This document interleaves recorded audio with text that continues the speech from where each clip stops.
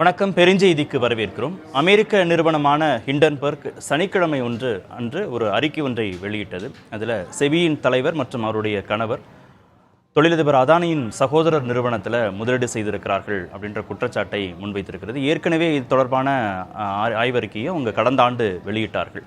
இது என்ன தாக்கத்தை ஏற்படுத்தும் பங்குச்சந்தையில் அப்படிங்கிறதான் இன்றைய பெருஞ்செய்தியின் பேசுபொருள். ஹிண்டன்பர்க் விவகாரம் தாக்கம் என்ன அப்படிங்கிற தலைப்பில் பேசுகிறோம். மூத்த பத்திரிகையாளர் திரு மாதவன் நாராயணன் இணைந்திருக்கிறார். சார் வணக்கம். சார் வணக்கம். முதல் கேள்வி, பங்குச்சந்தையில் இறக்கம் ஏற்பட வாய்ப்பு இருக்கா? ஹிண்டன்பர்க் ஆய்வறிக்கையினால சனிக்கிழமை ஆய்வறிக்கையை வெளியிட்டு திங்கட்கிழமை பங்குச்சந்தையில் தாக்கத்தை ஏற்படுத்த முயற்சி அப்படின்னு திரு ரவிசங்கர் பிரசாத் குற்றச்சாட்டை வச்சிருக்கிறார். இன்னைக்கு காலையில பார்த்தீங்கன்னா கார்த்திகேயன், இன்னைக்கு காலையிலேயே பங்கு சந்தையில அதானி குழுமத்தை சேர்ந்த பங்குகள்லாம் விழுந்தன கொஞ்ச நேரத்துக்கு. அதுக்கப்புறம் அது சுதாரிச்சுட்டு மேலே வந்துடுது மார்க்கெட்டு. அதில் பொதுவாக பார்க்க வேண்டிய விஷயம் என்னென்னா, இந்த ஷார்ட் செல்லிங் வாங்க அதை வச்சு தான் ஹிண்டன்பர்க் நிறுவனத்து மேலே சில குற்றச்சாட்டுகள் வந்திருக்கு. அதாவது ஒரு ஒரு ஒரு ஒரு சந்தையை பற்றியோ அல்லது ஒரு நிறுவனத்தை பற்றியோ அல்லது ஒரு குழுமத்தை பற்றியோ ஒரு வேண்டத்தகாத நெகட்டிவ் என்று சொல்லப்படும் ஒரு கெட்ட செய்திகளை வழங்கினால் சந்தையின் மூட் அப்செட் ஆகிடும். ஒரு மாதிரி அவங்களுடைய மனோநிலை பாதிக்கப்படும். அப்போ அவங்க பங்குகள் விழும். அதுக்கு இவங்க முதலேயே ஒரு விதமான ஷார்ட் செல்லிங் என்னன்னா விழப்போகிறதுங்கிற ஒரு பெட்டும்பாங்க. அந்த பெட் ஒரு பந்தயம் மாதிரி அது. ஆனால் அது ஒரு ஃபியூச்சர்ஸ் அண்ட் ஆப்ஷன் சொல்கிறோமே, அதில் ஒரு சேர்ந்தது. அதை வச்சு அவங்க ஏற்கனவே அதை விழப்போகிறதுங்கிற ஒரு அமைப்பை வைத்துக்கொண்டு கெட்ட செய்தியை வெளியிடும் போது நிஜமாகவே சந்தையில் விழுகிறது. அதுல அவங்க விழும்போது வாங்குவவங்களோட பேர் போங்க ஷார்ட் செல்லிங், ஷார்ட் பொசிஷன் பாங்க. அதுபடி இன்னைக்கு காலையில விழுந்தது என்னவோ உண்மைதான். ஆனா ஒரு பண மதிப்பிழப்பு நடவடிக்கை இல்ல ஜிஎஸ்டி வரி விதிப்பு முறைகள்ல ஏதேனும் மாற்றம் இல்ல பட்ஜெட்டு, பொருளாதார ஆய்வறிக்கை, இந்த மாதிரி விவகாரங்கள் வருகிற போது பங்குச்சந்தையில் தாக்கம் ஏற்படும், இறக்கமோ ஏற்றமோ ஏற்படுங்கிறத புரிந்து கொள்ளலாம். ஒரே ஒரு நிறுவனத்தின் மீதான குற்றச்சாட்டு இல்லை செபியின் தலைவர் மீதான குற்றச்சாட்டுங்கிறது ஒட்டுமொத்தமான பாதிப்பையும் ஏற்படுத்திடுமா? ஆமா, அதுல ஒரு சந்தேகத்துக்கு இடமே இல்லை. அதாவது பலவிதமா பார்க்கலாம். ஒரு பொருளாதாரம் என்பது ஒரு நாட்டின் எல்லா பக்கத்தையும் பாதிக்கப்படுற விஷயம் ஜிஎஸ்டி அல்லது பட்ஜெட்டு. ஆனா ஒரு நிறுவனத்தின் லாப நஷ்டத்தையோ அதன் எதிர்காலத்தையோ ஏதாவது சந்தேகத்துக்குரிய விதத்துல ஏதாவது ஒரு செய்தி வந்தா அதை இயல்பு தான். மார்க்கெட்ல அதையும் கவனிச்சு அதுக்கேற்ற மாதிரி எப்பவும் எல்லா மார்க்கெட்லயும் எல்லா பங்குகளும் விழாது அல்லது மேலே போகாது. இன்னைக்கே நீங்க பாத்தீங்கன்னா சில பங்குகள் விழும். இன்னைக்கு எந்த பங்கு மேலே வந்தது, இன்ஃபோசிஸ் பங்கு கீழே வந்ததா, ரிலையன்ஸ் மேலே வந்ததான்னு பலவிதமான பந்தயங்கள் மாதிரி கட்டப்படுகின்றன. இது ஒரு சூதாட்டம் இல்லை, ஆனா ஒரு விதமான சூதாட்டின் சில அறிகுறிகள் இருக்கலாம் இதுல. அதாவது இது மேல இந்த குதிரை ஜெயிக்குங்கிற மாதிரி இந்த நிறுவனம் மேல போகும், அந்த நிறுவனம் மேல போகும். அதுல லாப நஷ்டத்தை சார்ந்த செய்தியா இருக்கலாம், அல்லது அரசு சார்ந்த சட்ட ரீதியான ஒரு தனிப்பட்ட நிறுவனத்தை பாதிக்கும் ஒரு செய்தியாகவும் இருக்கலாம், அல்லது இன்று நடந்தது போல. அதாவது வேலியே பயிரமேயுங்கிற ஒரு தமிழ் பழமொழி ஞாபகம் வருது. அதாவது ஒரு செபி என்பது ஒரு மேற்பார்வை பார்க்கும் ஒரு அம்பையர், கிரிக்கெட்டோட அம்பையர் பண்ண உள்ள ஒரு அரசு சார்ந்த ஒரு நிறுவனம். அது ஒரு குவாசி ஜுடிஷியல் பாங்க. அதாவது நீதிமன்றம் அல்ல, ஒரு நீதிமன்றத்தை போல ஒரு செயல்படும் ஒரு நிறுவனம்.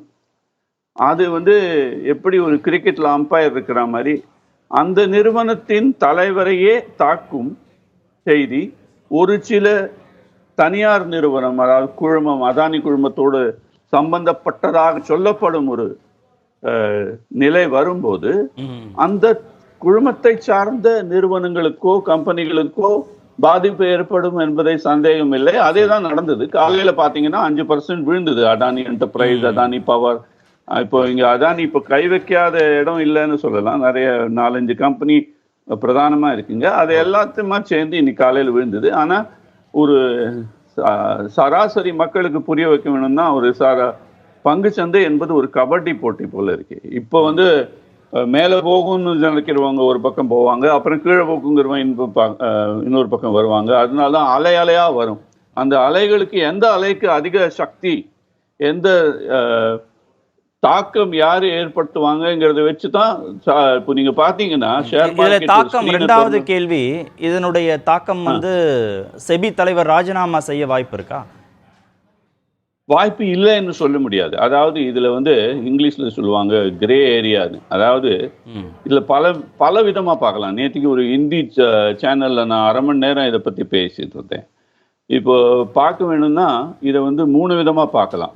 கண்ணியம் சார்ந்த ஒரு சில செய்திகளை பார்க்கலாம், சட்டம் சார்ந்த சட்டப்பூர்வமான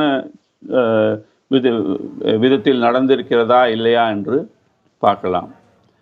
கண்ணியம்னா தொழில் தர்மம், தொழிலை சார்ந்த சில நேர்மை சார்ந்த சில விஷயங்கள் இருக்கு, அது இருக்கா இல்லையாங்கிறது சில கேள்வி. 3வது இது வந்து வெளிப்படைத்தன்மை இருக்கிறதா இல்லையா என்பதும் ஒரு கேள்வி.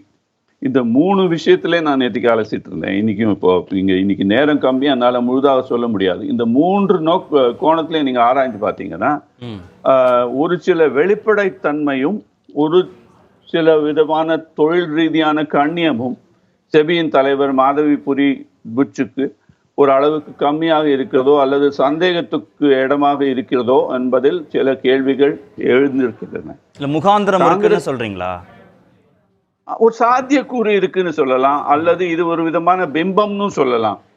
அவங்க தரப்புல என்ன விளக்கம் கொடுக்கறாங்கன்னா, மாதவி பூச் வந்து ஐஐஎம்ல படிச்சவங்க, பெரிய நிறுவனங்கள்ல வேலை செஞ்சிருக்கிறாங்க. இங்க வருவதற்கு முன்பாக செபி தலைவராக பொறுப்பேற்பதற்கு முன்பாகவே அவங்க நல்ல வருமானத்துல வேலை செஞ்சிருக்கிறாங்க. அதே மாதிரி அவருடைய தலைவர் தாவல் பூச் வந்து அவரும் ஐஐடியில் படிச்சிருக்கிறாரு, ஹிந்துஸ்தான் யூனிலீவரில் வேலை செஞ்சிருக்காரு, யூனிலீவரில் வேலை செஞ்சிருக்கிறாரு. அது மாதிரி வேலை செய்கிற போதெல்லாம் நாங்கள் வந்து சம்பாரித்த பணத்தை தான் முதலீடு பண்ணியிருக்கிறோம். எங்களுடைய பரிவர்த்தனைகள், பண பரிவர்த்தனைகள் தொடர்பான விவரங்களை நாங்கள் வெளிப்படையாக கொடுக்க தயாராக இருக்கிறோம். செபி மீது ஒரு களங்கத்தை ஏற்படுத்தணுன்றதான் முக்கியமான நோக்கமாக இருக்கு இந்த ஆய்வறிக்கையிலன்னு விவரம் சொல்கிறாங்களே இவங்க. இது அரசியல் ரீதியான ஒரு கேள்வி, அதுக்கு அரசியல் ரீதியான பதில்னு தான் இதை நம்ம சொல்லணும். உத்து பார்த்தீங்கன்னா இப்போ அவர் எந்த ஸ்கூலுக்கு போனார். இப்போ காமராஜ் வந்து நம்ம தமிழ்நாடு முதல்வராக இருந்தவர் ஸ்கூலுக்கே போகலைங்கிறதுனால அவர் வந்து இவர் ஐஎம்க்கு போனங்கிறதுனால உயர்ந்து விட மாட்டார், அவர் போகலைங்கிறதுனால தாழ்ந்து விட மாட்டார். இது நேர்மை சார்ந்த விஷயம். இதை வந்து உத்து பார்த்தீங்கன்னா பிளாக் ஸ்டோன் என்ற நிறுவனத்தில் மாதவிபுரியின் கணவர் திரு தவால் புச்சு வேலை பார்த்துருக்காரு. எப்போ இவங்க செபியின் தலைவராக இருந்த போதே பிளாக் ஸ்டோன் அவர் வேலை பார்த்துருக்காரு. ஆனால் இவருக்கு கட்டுமானத்துறை சார்ந்து போதிய அனுபவமும் இல்லைன்னு சொல்றாங்க. அது ஒன்று சொல்றாங்க. கூடவே இது வெளிப்படை தன்மையில இப்போ நம்ம எப்படி பார்க்கணும் கார்த்திகேயன்னா, பொதுவாக இதை பத்தி தமிழ்ல பேசுறதே கஷ்டமா இருக்கு. ஏன்னா அதுக்கு ஒரு காரணம் இருக்கு. இது நவீன சந்தையும் நவீன பொருளாதாரமும் அதன் சார்ந்த சில விதிமுறைகளும் இருக்கின்றன. அதை வந்து சரியாக புரிந்து கொள்ளாமல் அது சார்ந்த ஒரு சில போக்கு நீக்குகளையும் கண்ணியம் சார்ந்த சில நடவடிக்கைகளும் எடுக்கவில்லை என்றால் நாம் கேள்வி எழப்படும். For example model code of conduct நம்ம தேர்தலில் ரொம்ப. சரி, அப்ப 3வது கேள்வி, அதானி நிறுவனங்கள் மீது விசாரணை நடத்தப்படுமா? ஏன்னா அவருடைய சகோதர நிறுவனத்துல தான் இவர் வேலை செஞ்சிருக்கிறாரு, முதலீடும் பண்ணியிருக்கிறாங்க. அப்போ அந்த நிறுவனங்கள் மீதான விசாரணை நடப்பதற்கான வாய்ப்புகள் இருக்கு. அந்த நிறுவனங்களுக்கு தகுந்த மாதிரி சில விதிமுறைகள்லாம் திருத்தப்பட்டிருக்கு, செபி திருத்தி கொடுத்துச்சுன்னு குற்றச்சாட்டு இருக்கு. ஆமா, அதை பத்தி செபி கிளியரா சொல்லியிருக்கு. நேற்றுக்கு வந்து அப்படி ஒன்றும் மாற்றப்படலைன்னு சொல்லியிருக்கு. ஆனா நம்ம தமிழ்ல எளிதாக சொல்ல போனா, பனைமரத்துல உட்காந்து என்னவோ குடிச்சிருந்தீங்க, அது பால் இல்லைன்னு ஒருத்தர் சொல்றாரு வச்சுக்க. பனைமரத்துக்கு அடியில பால் குடிக்க முடியும்ங்கிறது ஒரு இருக்கே. பனைமரத்துக்கு அடியில் உட்கார்ந்துருந்தாங்கிறதுனால அது பால் இல்லைன்னு சொல்ல முடியாது, ஆனால் பால்னு சொல்ல முடியாது. அந்த மாதிரி ஒரு சூழ்நிலை உருவாயிருக்கு. ஆனால் பொதுவாக வெளிப்படைத்தன்மையிலேருந்து நீங்கள் பார்த்தீங்கன்னா, அதை சொல்லிட்டு நான் விஷயத்துக்கு வரேன். வெளிப்படைத்தன்மைன்னு பார்த்தீங்கன்னா ஒரு கண்ணியம், வெளிப்படைத்தன்மை சார்ந்த கண்ணியம் என்று ஒன்று இருக்கிறது. அதாவது நீங்கள் வந்து கணவர் வந்து அவர் ஐஏஎம்ல படிச்சிருக்கலாம், யூனிலிவரில் வேலை பார்த்துருக்கலாம், அவர் பிளாக் ஸ்டோன் நிறுவனத்தில் வந்து ரியல் எஸ்டேட் சார்ந்த பகுதியில் இல்லை, அவர் வந்து பிரைவேட் ஈக்விட்டி, அதாவது தனிப்பட்ட கம்பெனியில் பங்கு வாங்கும் ஒரு வேலையிலே இருந்தார்னு சொல்லலாம். ஆனா அந்த கம்பெனியில அவர் வேலை பார்த்தார் என்பது ஒரு உண்மை. இப்ப வந்து இங்கிலீஷ்ல சொல்லுவாங்க, scissors wife should be above suspicion. அதாவது அரசரின் மனைவியும் சந்தேகத்துக்குரிய இடத்தில் இருக்கக்கூடாது. இந்த ஒரு சமத்துவம் உள்ள காலத்துல கணவருக்கும் அதே ஒரு ஸ்திதி வந்துடுத்து, நிலை வந்துடுத்துங்கிறது தான் இப்போ வந்து இன்னித்த ஒரு விஷயம். இப்ப பாத்தீங்கன்னா கொஞ்ச நாள் முன்னாடி ஐசிஐசிஐ பேங்க் தலைவரா இவங்க 2 பேருமே ஐசிஐசிஐ பேங்க்ல இருந்து வந்தவங்க. சந்தா கோச்சர் இதுக்கு முன்னாடி இருந்து அவங்களையும் சிபிஐ கேஸ் நடந்துட்டு இருக்கு. அந்த வீடியோகான் நிறுவனத்துக்கு கேஸ் கொடுத்த மாதிரி அதை ஒரு ஒப்பிட்டு பார்க்கலாம் ஒரு விதமா. அதாவது அந்த கேஸ்ல அவங்க மீட்டிங் அட்டென்ட் பண்ணலங்கிறாங்க. இந்த கேஸ்ல எந்த இடத்துல முரண்பாடு இருக்கிறதோ அந்த விஷயத்துல அவங்க தலையிடலைன்னு செபி வந்து அறிக்கை விட்டுருக்கு. ஆனா இதை வெளிப்படையாக ஒருபோதும் எனக்கு தெரிந்த வரையில் சொன்னது கிடையாது. அதாவது வெளிப்படை என்பது ஒரு நிறுவனத்துக்குள்ளேயே ஒருத்தருக்கு ஒருத்தர் பரிமாறிக்கிற ஒரு இன்ஃபர்மேஷனா இருந்ததுன்னா அது சரி. கண்ணியம் இல்ல, சட்ட ரீதியாகவும் வெளிப்படைத்தன்மை இல்லை, நிர்வாக ரீதியாகவும் வெளிப்படைத்தன்மை இல்லைன்னா எதிர்கட்சிகள் வந்து சாமானிய மக்களை பாதிக்கக்கூடிய விஷயங்களை நாங்கள் உங்களுக்கெல்லாம் சொல்லி புரிய வைக்க வேண்டிய தேவை இருக்குன்னு சொல்றாங்க. நாட்டின் பொருளாதாரம் இதனால பாதிக்கப்படும்ன்றாங்க. இது ஒரு நிறுவனம் சார்ந்த பாதிப்பு அப்படின்னு பார்க்கணுமா, இல்லை சாமானிய மக்களுக்கும் இதில் தொடர்பு இருக்கு, அவங்களும் ஏமாற்றப்படுகிறார்கள், நாட்டின் பொருளாதாரத்தோடும் தொடர்பு இருக்குன்னு சொல்லக்கூடிய குற்றச்சாட்டாக அதை பார்க்கணுமா, இல்லை அரசியல் ரீதியாக அதை குற்றச்சாட்டு வைக்கிறதுனால கேட்குறேன். அது 2-3 கேள்விகள் பிணைந்து இருக்கிறேன், எல்லாத்தையும் நான் சேர்த்து சொல்றேன். ஒன்று வந்து விசாரணை பத்தி நீங்க முதலே கேட்டிருந்தீங்க. விசாரணை பார்த்தீங்கன்னா ஜேபிசி, அதாவது பாராளுமன்றத்தில் ஒரு கமிட்டி வச்சா அது ஒரு விதமான அரசியல் ரீதியான விசாரணையா இருக்கும். அதுக்காக வந்து இதை வந்து பாரதிய ஜனதா கட்சி எதிர்க்கிறது, அது வந்து ஒரு எதிர்பார்த்தது தான். ஆனா நேற்றுக்கு ராகுல் காந்தி என்ன சொல்லியிருக்காருன்னா, சுப்ரீம் கோர்ட்டை இதை தன்னிலையில இருந்து ஒரு விதமான அப்பீலோ அல்லது ஒரு மனுவோ இல்லாமலே இதை விசாரிக்க வேணும்னு சொல்லியிருக்காரு ராகுல் காந்தி. அப்படி பாத்தீங்கன்னா முக்கியமா இதுல 2 விஷயம் இருக்கு. ஒண்ணு, தனியார் நிறுவனமோ அல்லது ஒரு தனிப்பட்ட நபர் சார்ந்த, அதாவது மாதவி புச்சோட சார்ந்ததாக நம்ம இதை பார்க்கலாமே ஒழிய, இந்த மேற்பார்வை பார்க்கும் நிறுவனம் ஒரு கிரிக்கெட்ல ஒரு அம்பையர் மாதிரி ஒரு எப்படி சொல்லுவாங்க, ஒரு நீதிமன்றத்தின் ஒரு ஸ்டேட்டஸோடு ஒரு அந்தஸ்தோடு இருக்கும் ஒரு நிறுவனம் என்பதால் அந்த தாக்கம் பொருளாதாரத்தை ஒரு விதமான நம்பிக்கையின்மையை நோக்கி எடுத்துட்டு போகுங்கிற மாதிரி ஒரு பிம்பத்தை உண்டு பண்ணிருக்காங்க எதிர்கட்சிக்காரங்க. அதை பத்தி தான் நம்மளுக்கு இப்ப வந்து சர்ச்சை பண்ண வேண்டியிருக்கு. இது வந்து வேலியே பயிரம் ஏறுறதா, நம்ம தமிழ்ல இதுல 2 பழமொழியில சொல்ல போனா, வேலி பயிரம் ஏறுறதா இல்ல பனைமரத்துல இருந்து பால் குடிச்சு அடியில இருந்து பால் குடிச்சாங்களாங்கிற உதாரணத்தை வச்சு நல்லா இதை பேசலாம். அது வந்து சர்ச்சைக்கு நம்மளும் பண்றோம், இது ஊடகத்துல சர்ச்சை நடக்கும், நீதிமன்றத்துல கேள்வி எழத்தான் போகிறது. எப்போ எப்படி எழப்போகிறதுன்னு தான் தெரியாது. அதான் 5வது கேள்வி அதுதான். நான் ஏற்கனவே உச்ச நீதிமன்றத்துல வழக்கெல்லாம் தொடுக்கப்பட்டிருக்கு, அது சார்ந்த விசாரணைகளும் நடந்தது. இப்போ மீண்டும் தானாக நீதிமன்றம் முன் வந்து இந்த விசாரிக்கணும்னு சொல்றாங்க.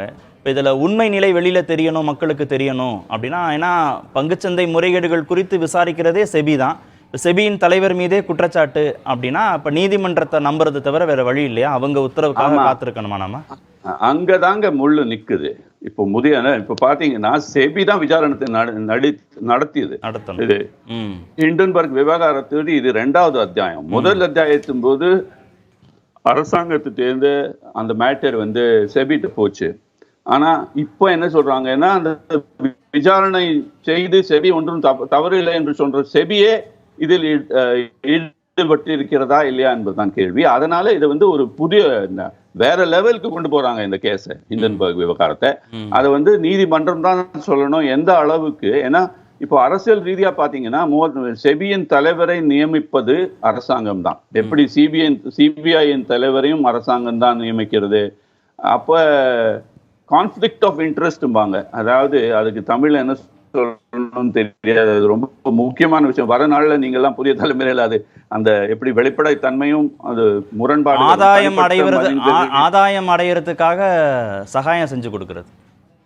ஆமா, அதுல என்னன்னா அந்த சகாயத்துல நம்ம ஒரே சமயத்துல எப்படி ஒருத்தர் வக்கீலாகவும் நீதிபதியாகவும் இருக்க முடியாது.